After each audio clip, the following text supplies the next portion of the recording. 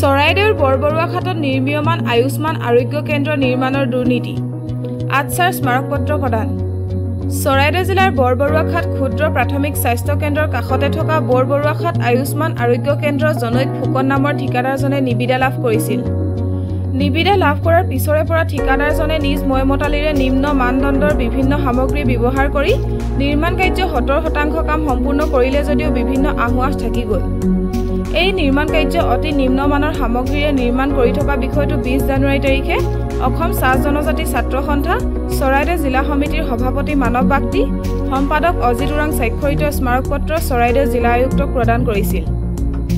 নিৰ্মীয়মান কেন্দ্ৰটোৰ পৰিচালনা সমিতিৰ বিষয়ববীয়ায়ো আহুৱা সম্পৰ্কত ঠিকাদাৰক অৱগত কৰিছিল যদিও ঠিকাদাৰে কোনো গুৰুত্ব প্ৰদান নকৰিলে আৰু আয়ুক্ত কাৰ্যালয়ৰ পৰা কোনো পদক্ষেপ লোৱা দেখা নগ'ল।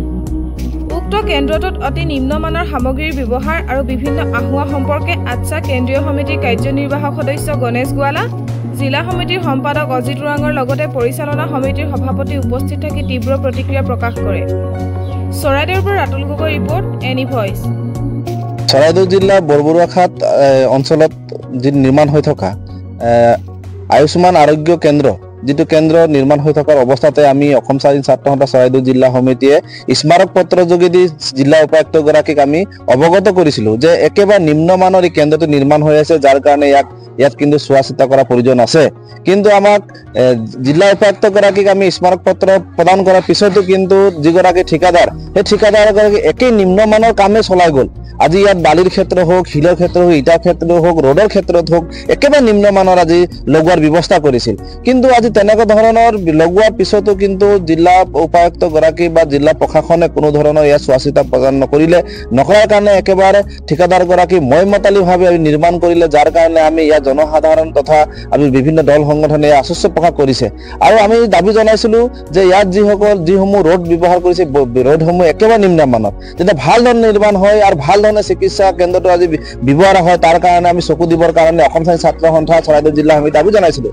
কিন্তু তেনেকুৱা ধৰণৰ কোনো চোৱা চিতা নকৰাৰ পিছত আজি পুনৰ আমি দেখিছোঁ ইয়াত যি টিং লগোৱাৰ ব্যৱস্থা কৰিছে, যিটো পাইপ লগোৱাৰ ব্যৱস্থা কৰিছে, পাইপত কোনো ধৰণৰ ৰং মৰা নাই, কোনো ধৰণৰ ভাল ধৰণে হল্ডিং কৰা নাই, এনেকুৱা ধৰণে নিৰ্মাণ কৰি তেখেতসকলে দায় সাৰিব চেষ্টা কৰিছে। আপোনালোকৰ সংবাদ মাধ্যমৰ যোগেদি আজি আমি পুনৰবাৰ জিলা উপায়ুক্ত তথা অসমৰ মাননীয় মুখ্যমন্ত্ৰী মহোদয়ক আমি জনাব বিচাৰিছোঁ আৰু এটা তদন্ত কৰিবৰ কাৰণে আমি দাবী জনাইছোঁ যে এই নিৰ্মাণ ক্ষেত্ৰত যাতে কোনো ধৰণৰ দুৰ্নীতি নহয়, কোনো ধৰণৰ নিম্নমানৰ কাম নহয়, তাৰ কাৰণে চকু দি ইয়াক ভালদৰে নিৰ্মাণ কৰাৰ ব্যৱস্থা কৰিব লাগে বুলি আমি দাবী জনাইছোঁ। লগতে যিগৰাকী ইয়াৰ ঠিকাদাৰ সেই ঠিকাদাৰৰ ওপৰত কিন্তু বিহিত ব্যৱস্থা গ্ৰহণ কৰিব লাগে বুলি আমি আপোনালোকৰ সংবাদ মাধ্যমৰ যোগেদি আমি দাবী জনাইছোঁ। ঠিকাদাৰগৰাকীৰ নামটো জানে?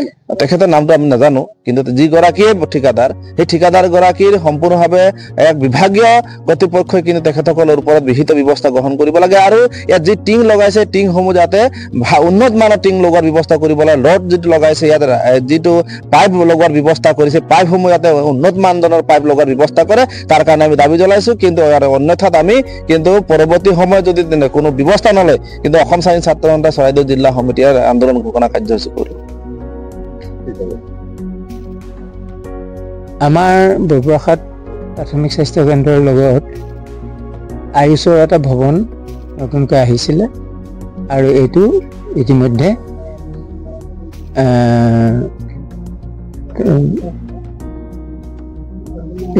ইয়াৰ কাম আৰম্ভ হৈছে আৰু যথেষ্টখিনি আগু বাঢ়িছে।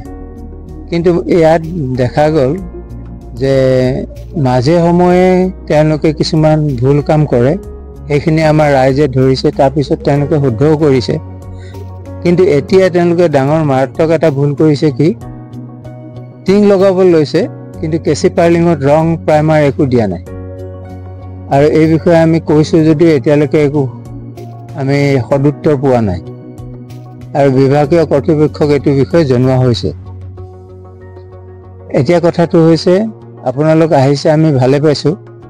আমি আপোনালোকৰ যোগেদি সকলোকে আহ্বান জনাওঁ যাতে আমাৰ ভৱনটো শুদ্ধভাৱে এষ্টিমেটৰ মতে তৈয়াৰ কৰি ৰাইজক দিব পৰা ব্যৱস্থা কৰে।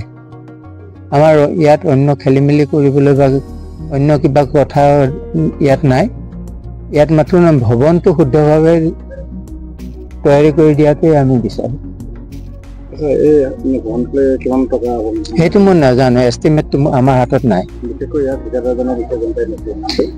নাজানো, তেওঁ কিবা ফুকন বুলিহে জানো। আৰু মিস্ত্ৰীও আহে, খুব সঘনে সলনি হৈ থাকে।